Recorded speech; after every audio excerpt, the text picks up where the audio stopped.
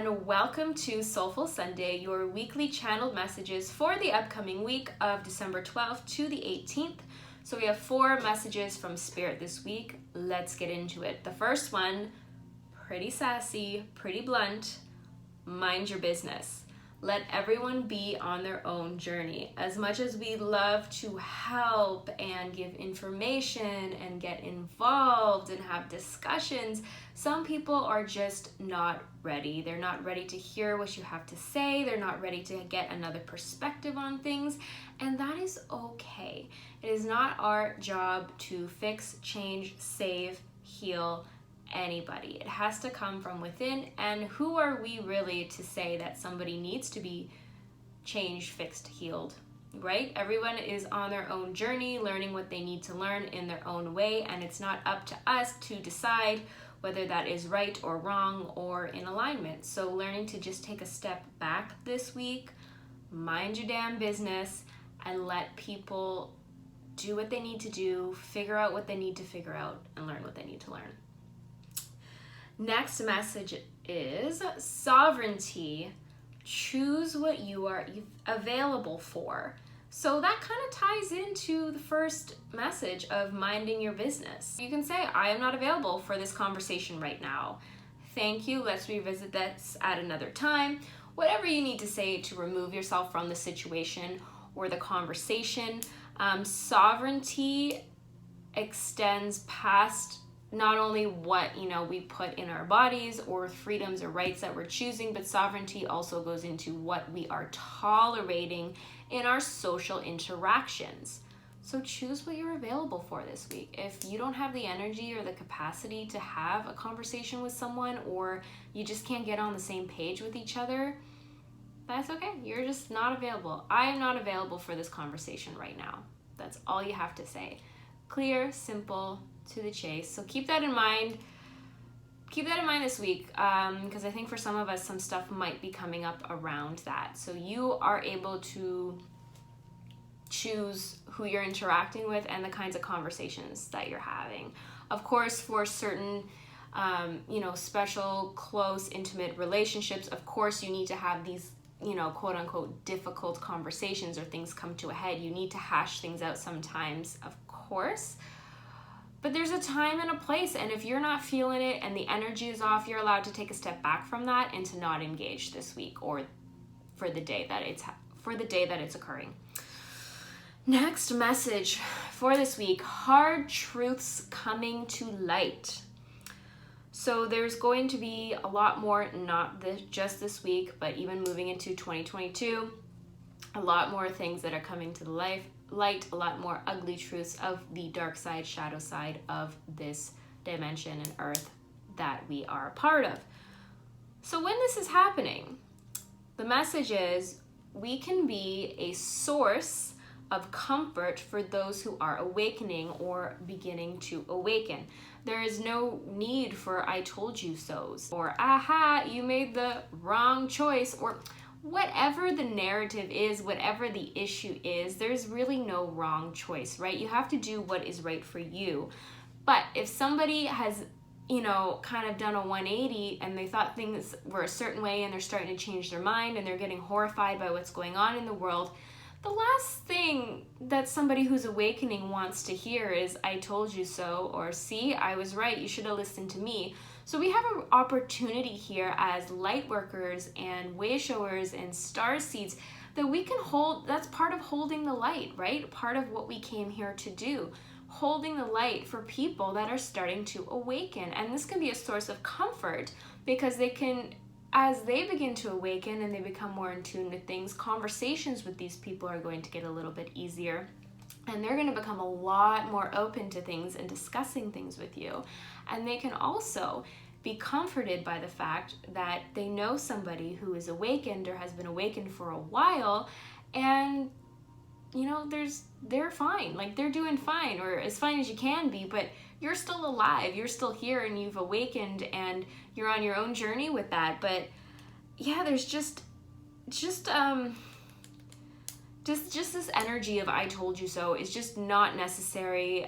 It doesn't add anything to the conversation. It lowers the frequency of the conversation, and it also creates a bit of a polarization between the two of you, because it sort of implies that there is a level of superiority or more intelligent, and that's not true. Everyone is just on their different path, and figures things out at different times. And at one point, even if it wasn't in this lifetime, it could be a previous lifetime. At one point, you were at the level of consciousness of someone who is less awakened too. So remembering that and keeping that in mind and holding the light and being a source of comfort for people that are awakening this week and moving forward. Last message is stand your ground. If you feel really strongly about something, that's okay. Stand your ground, stand your ground, stand your truth. Choose your freedom. And circling back to that first message of mind your business. So stand your ground, but mind your business in terms of pushing people that might not be ready yet to awaken. Now I want to kind of just go a little bit deeper into that, because of course there's this energy of people need to be aware of what's going on, right? Like we need to advocate for vulnerable people. Yes, of course, we need to do all these things, but if we come at it in such a harsh way, it's no better than the other side of the spectrum of people trying to push their agendas on us. And it doesn't really go anywhere energetically. But when we just stand in our truth and we stand our ground with what we believe in and our core beliefs, it doesn't really matter what everyone else is choosing or doing. And you can be an example for that by choosing to live with your sovereignty and your freedom and acting with kindness towards people that are also awakening. It's like a delicate line here of balance that we need to reach, because it just further pushes the divide and the polarization when we try to push people who aren't ready. And things are unfolding as they may. So certain events are going to happen, and truths are going to come to the light that are going to push people into awakening, whether they're ready or not. So it's not always up to us to have to say things to people. The universe works in mysterious ways, and things are going to play out the way that they are going to play out. But this is a reminder that the light has already won. It's already over. We're just living through it. That is a message from Spirit as well. So we're going to do a card pull, and we are going to do the Native Heart Healing Oracle by Melanie Ware. I'll show you, this is the box. I've used this deck a little bit before, and there's all these beautiful mandalas on the back, and you get all these nice colors. Nice colors, nice patterns.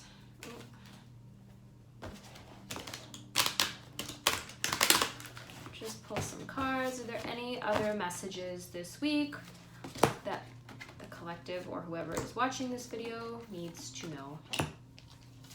Okay, so we pulled 5 cards. Interesting. All right. So the first card is Universal Love. So isn't that interesting? Love is really all that there is. It is the highest frequency. And we need to get back to that. And we need to, love thy neighbor, as they say. But universal love for all, and universal divine conscious love, healthy love, acceptance, unity. And I really just like this image. Just check out this beautiful lotus image. Lotuses that grow in the mud, right? We're in the mud right now, but I feel like this is also symbolic of new earth and the new direction that we're going in, and the lotus blooming in the mud and forming new earth. So that's really beautiful. So the next card that I got is Surrender, but I got it upside down. So that shows me That kind of goes back to the mind your business, let everyone be on their own journey message that we got, because it's kind of hard for us to surrender. So just leaning into that surrender energy is really important. And going with the flow, because the collective is not going with the flow right now. And in some ways that's a good thing, right? Because we need to advocate and we need to speak our truth. So this card is actually about not surrendering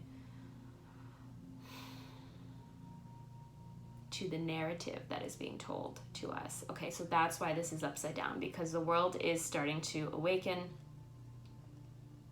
Okay, thank you for that clarity. The world is starting to awaken right now. So we are no longer kind of going with the flow in terms of the agendas and the new rules and restrictions and, you know, new fear-based whatever. So yeah, less sheep. I don't usually use that word, so that's kind of interesting. Next message that I got was upside down as well, but Sacred Serpent. So this is really interesting. I'm feeling like I want to read from the book about this one because I feel like there's something in here. So it was upside down. There's no upside down meaning, but I take it as when a card is upside down, there's emphasis on it as well. So there's an emphasis on this card. Sacred Serpent. This healing mandala brings guidance on the transition you are currently experiencing. You are encouraged to and supported to enter the Aztec temple of the Serpent of Light. This mandala of renewal speaks of the balance of light and darkness within and thus without. There you go. It represents a time of solstice and celebration. We do have the upcoming winter solstice on the 21st. The Sacred Serpent awakens within your core and watches over you as you descend into the depths of yourself to enter the spiral of life.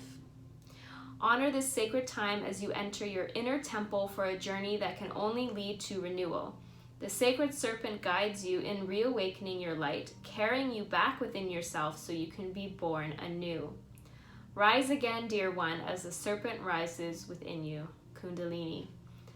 The energy within this mandala suggests that an aspect of your older self is relaxing and making way for a brighter new self to be born.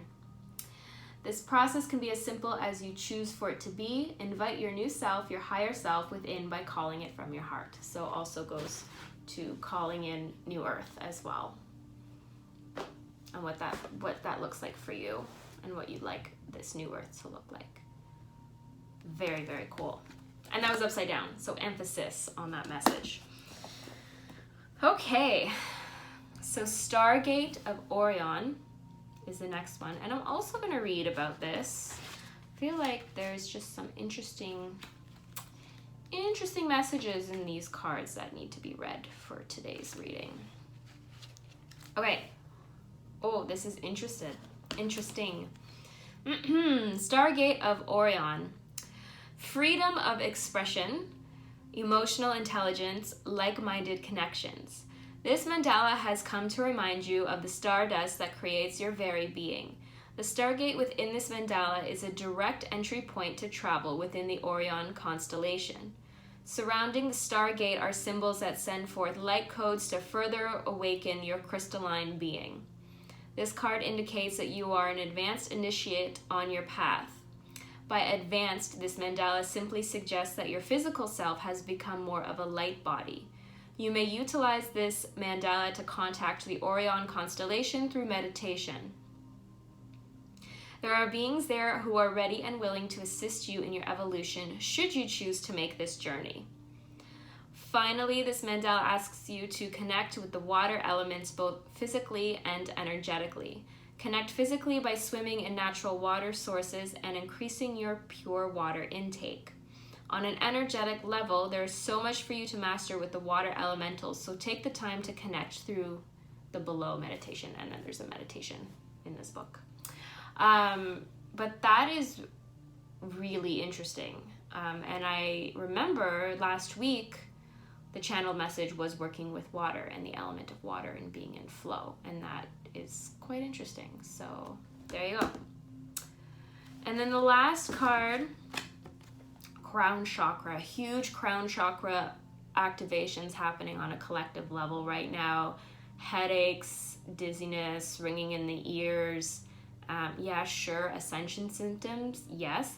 But also with us, there's a specific focus on the crown chakras that are getting opened and activated and helping with this awakening that's happening and this influx of more souls awakening to what is actually happening energetically on the planet.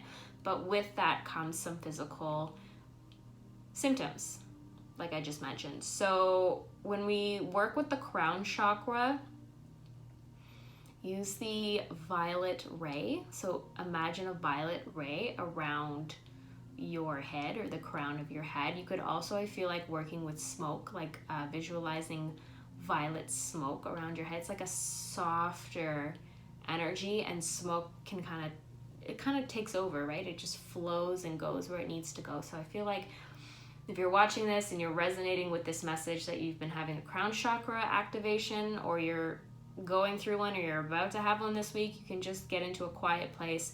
Do like, it doesn't have to be very long. It could be like a 5-minute thing where you just close your eyes, light a candle, some soft music, and you envision soft purple violet smoke around your head and your crown chakra, and you just allow that to come in and help balance you out.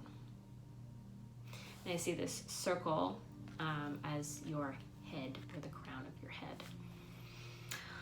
All right, so those are your messages for this week. I forgot to do a recap before I pulled the cards, so we'll just do a quick recap on the 4 messages. Mind your business. Let everyone learn and evolve on their own journey in their own time. Sovereignty, choosing what you're available for this week.